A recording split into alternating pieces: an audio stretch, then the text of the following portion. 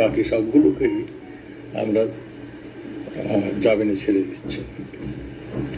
আমরা দেখেছি, আমরা সব আমার দাবি, কোটা আন্দোলনকারীর সব দাবি আমরা মেনে নিয়েছি। যেগুলি তাদের দাবি ছিল সব দাবি কোর্ট এবং আমাদের থেকে মানা হয়ে গিয়েছে। তারা যা যা পরবর্তী দাবিগুলি করেছিল পুলিশের বিচারের আওতায় আনার, সেও আমরা করেছি।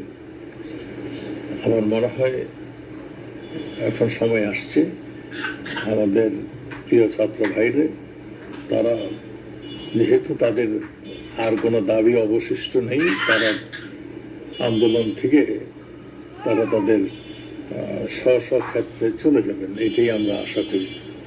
আর তারা এখন আমরা যা দেখছি, আন্দোলন যেই জায়গাটিতে গিয়েছে এইটা তাদের কাম্য কোনোদিনও ছিল না আমরা মনে করি। এখন